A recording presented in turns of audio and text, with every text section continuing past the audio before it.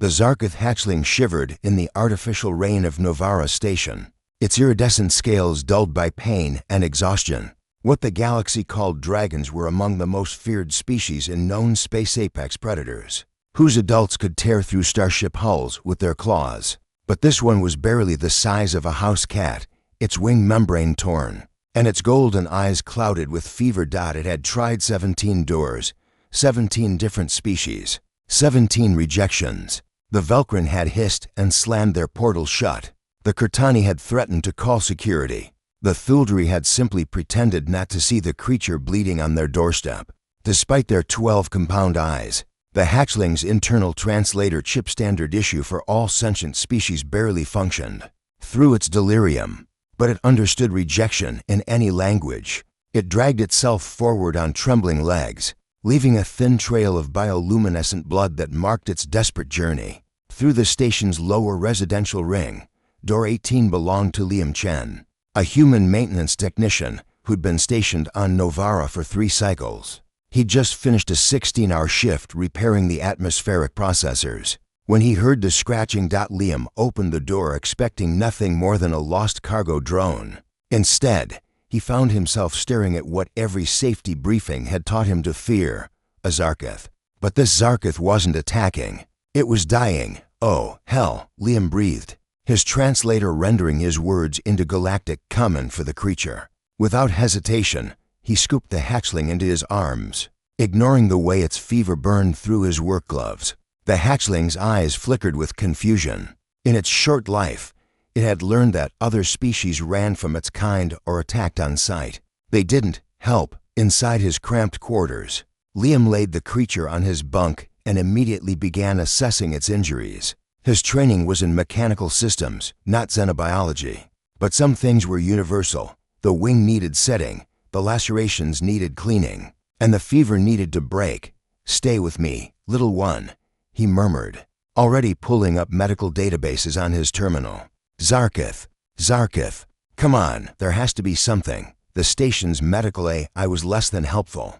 Warning, Zarketh are Class 7 predators. Recommend immediate containment and notification of security forces. It's a baby. Liam snapped at the screen. And it's hurt. Now give me treatment protocols or shut up. 3 floors above, in the station's administrative sector, Nia Okonkwo was having an equally frustrating conversation with her supervisor. "You want to do what?" Commander Thex's mandibles clicked in disbelief. "There's a Zarketh hatchling on the station," Nia repeated, pulling up the security footage she'd flagged. "It's injured and clearly separated from its clan. Galactic Convention Article 12 states, Article 12 doesn't apply to Zarketh." Vex interrupted. "They're too dangerous. Article 12 applies to all sentient juveniles," Nia countered. She'd been the station's xenocultural liaison for 5 years, and she knew the law better than most. That hatchling has rights, regardless of what its adult form might be capable of. Vex's translator emitted something that sounded like a sigh. "Fine, track it down. But if it causes any incidents, it won't," Nia said, though she had no way of being sure. She was already out the door, following the faint trail of bioluminescent blood through the residential corridors. The trail led her to door 18. When Liam answered Nia's knock, he was exhausted, covered in iridescent blood, and cradling a sleeping dragon hatchling wrapped in thermal blankets. "You must be from Station Authority," he said warily. "Look, before you arrest me, I'm not here to arrest you," Nia said quickly, her eyes widening at the sight. "I'm here to help. May I come in?"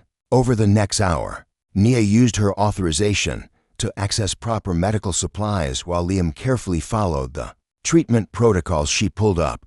The hatchling's wing was set in a regenerative cast. Its wounds were cleaned and sealed with biofoam. The fever finally broke after an injection of broad-spectrum antibiotics. "Why?" Nia asked as they worked. "Why risk everything for a creature that could have killed you?" Liam looked at her like the question didn't make sense. "It was hurt. It was a kid. What else was I supposed to do?" Nia had worked with dozens of species across the galaxy. She'd seen acts of honor, duty, and even occasional compassion. But this casual willingness to help something that should have been an enemy, this was distinctly human. "Your species is insane," she said, but she was smiling. "Yeah," Liam agreed. "We get that a lot. The hatchling stirred, its golden eyes opening fully for the first time. Its translator chip crackled to life with a single word: "Thank you." 3 weeks later, the Zarkith diplomatic vessel arrived at Novara Station.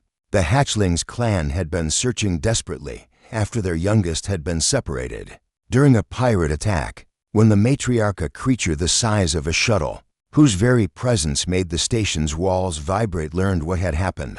She demanded to meet the one who'd saved her grandchild. Liam stood before her in the station's main hangar, trying not to shake. The matriarch's massive head lowered until one enormous eye was level with him. "You could have let it die. You could have handed it to authorities and forgotten about it.